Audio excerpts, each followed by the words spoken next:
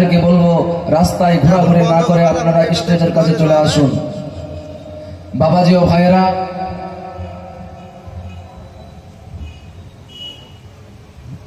বাবাজি ও ভাইয়েরা, তাই আপনাদেরকে বলবো চলে আসুন। আল্লাহ রাব্বুল আলামিন বললেন, কুল্লু নাফসিন যায়কাতুল মাউত, সকলকে মৃত্যুর স্বাদ গ্রহণ করতে হবে। বাবারা, আমার ভাইয়েরা,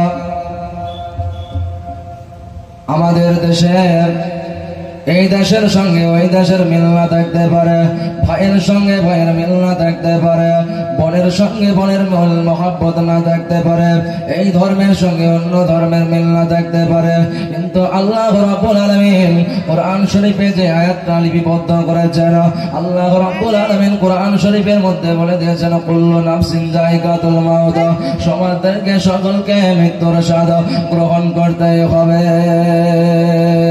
বাবারা, আমার ভাইয়েরা, আমার মা বোনেরা, কান দিয়ে একটু শুনে নেন।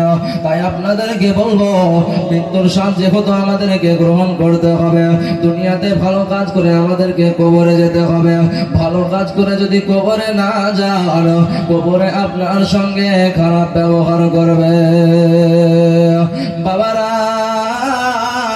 আপনি মনে করছেন আমি অনেক গুনাহগার, আমি মসজিদে যাব কিভাবে, আমি অনেক গুনাহগার, আমি জলসা শুনতে যাব কিভাবে? কিন্তু আমার নবী পাক সাল্লাল্লাহু আলাইহি ওয়াসাল্লাম বলেছেন, তোমরা যতই বড় গুনাহগার হও না কেন, তোমরা যদি আমার কাছে একবার আসার পরে, তোমরা যদি আল্লাহর রাহে যাওয়ার পরে তোমরা যদি তওবা করে নাও, তোমাদের সমস্ত জীবনের গুনাহকে মাফ করে দেওয়া হবে।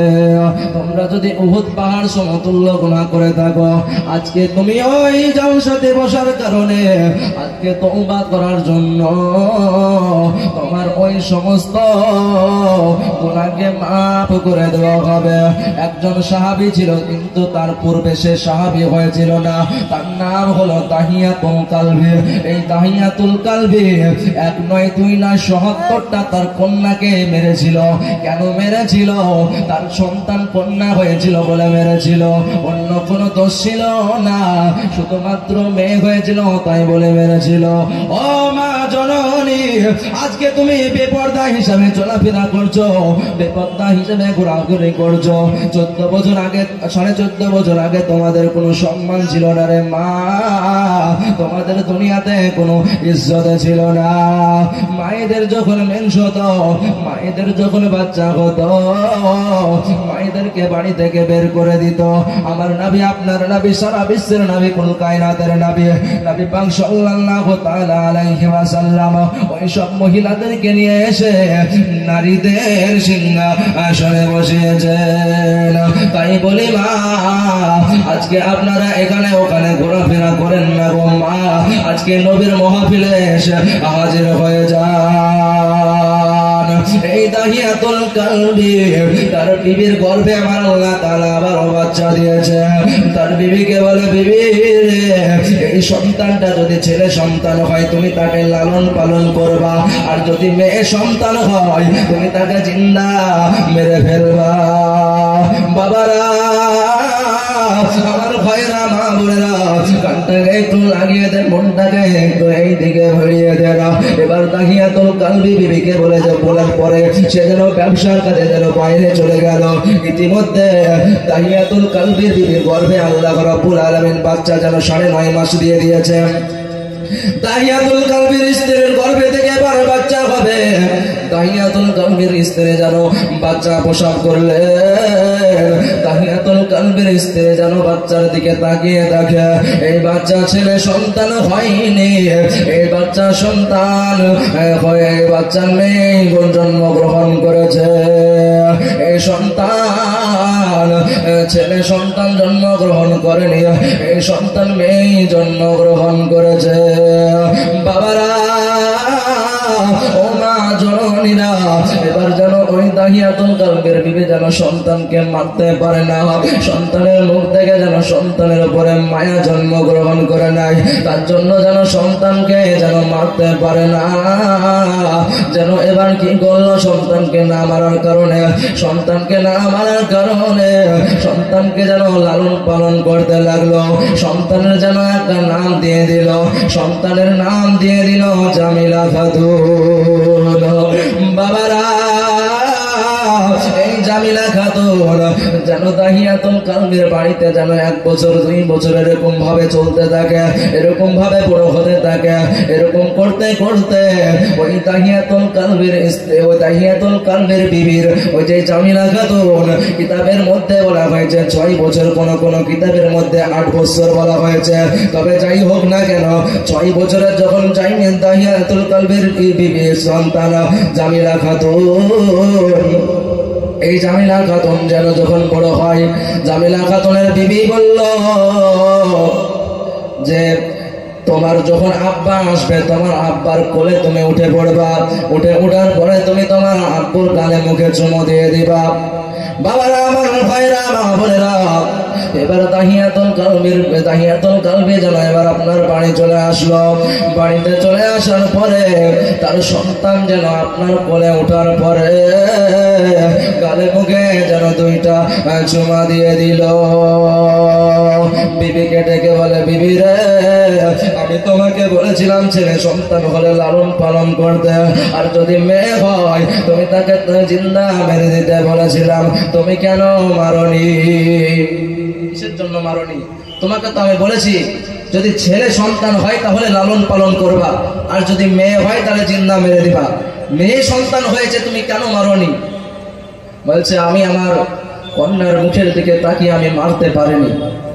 এবার দাহিয়াতুল কালবি মনে মনে ভাবলো, এখন মারা যাবে না, কিছু ভালোবাসার কৌশলে, ভালোবাসার মায়াতে ফেলে তাকে মারতে হবে। ব্রাদারে ইসলামিয়া, এবার দাহিয়াতুল কালবি আপনার কি করলো, বা তাকে অনেক ভালোবাসতে লাগলো। ভালোবাসার পরে দাহিয়াতুল কালবি এবার কি করলো, দাহিয়াতুল কালবি যেন এবার কি করলো, তার বিবিকে বলে, বিবি রে, তুমি জামিলাকে সুন্দরভাবে সাজিয়ে দাও।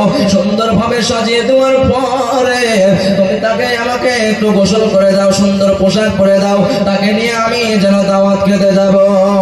বাবারা, জামিলার মা দাহিয়াতুল কালবির বিবি কি করলো, এবার যেন সুন্দরভাবে গোসল করিয়ে দিল, সুন্দরভাবে যেন জামা কাপড় পরে দিল।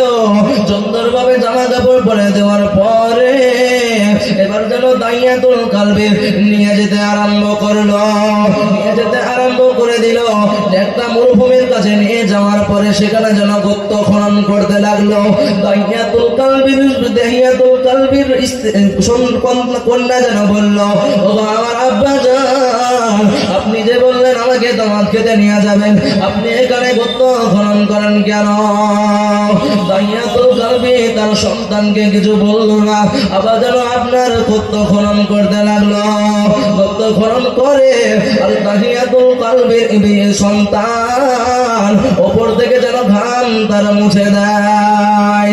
দাহিয়াতুল কালবির ওই সন্তান বলে, আব্বা জান, আপনি কিসের জন্য গর্ত খনন করেন একটু বলেন।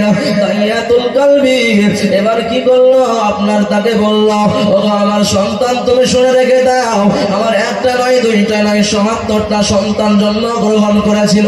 মেয়ে সন্তান জন্মগ্রহণ করেছে বলে আমি তাদেরকে জিন্দা কবর দিয়ে দিয়েছি। জামিলা, এবার তোমার যেন টাইম হয়ে গেছে, আমি তোমাকেও যেন জিন্দা কবর দিয়ে দিব। বাবারা আমার, ভাইরা আমার, মা বোনেরা, দাহিয়াতুল কালবি কি করলো, জামিলাকে যেন গর্ততে ফেলে দিল। গর্ততে ফেলে দিয়ে মাটি ফেলতে আরম্ভ করলো। মাটি ফেলতে ফেলতে জামিলা একটাই কথা বলে, আব্বা জান, আমাকে প্রয়োজনে আমি এই দেশ থেকে অন্য দেশে চলে যাব। আব্বা জান, আমি আপনার দেশে আপনাকে আমি আব্বা বলে স্বীকৃতি দেব না, আপনার আব্বা বলে পরিচয় দিব না, কিন্তু আব্বা দয়া করে মেহেরবানি করে আমাকে মারিয়েন না। দাহিয়াতুল কালবি যেন জামিলার কোনো কথা শুনল না। জামিলাকে যেন মেরে দিল।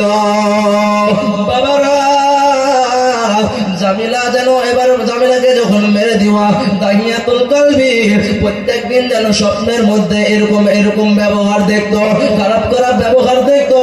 আর যেন দাহিয়াতুল কলবির মাথা থেকে এই কথা যেন যায় না। দাহিয়াতুল কলবি তার বিবিকে বলল, ও আমার বিবি রে, ৭৭টা মেয়েকে আমি মেরে দিয়েছিলাম, কিন্তু এরকমটা আমার কোনোবার হয় না। তার কথা আমার মনে পড়ে না, কিন্তু জামিলাকে যখনই আমি মেরে দিলাম, জামিলার কথা যেন আমার মাথা থেকে যায় না। বাবারা এবার যেন দাহিয়াতুল কলবিকে বলল তার বিবি বলল, যাও গো দাহিয়াতুল কলবি, দুনিয়াতে একটা পয়গম্বর আছে, দুনিয়াতে একটা আখিরি পয়গম্বর আছে, তুমি নবী পাক সাল্লাল্লাহু আলাইহি ওয়াসাল্লামের কাছে চলে যাও। নবী পাক সাল্লাল্লাহু আলাইহি ওয়াসাল্লামের কাছে দাহিয়াতুল কলবি চলে গেল। দাহিয়াতুল কলবি যেন সমস্ত ঘটনা যেন খুলে বলল।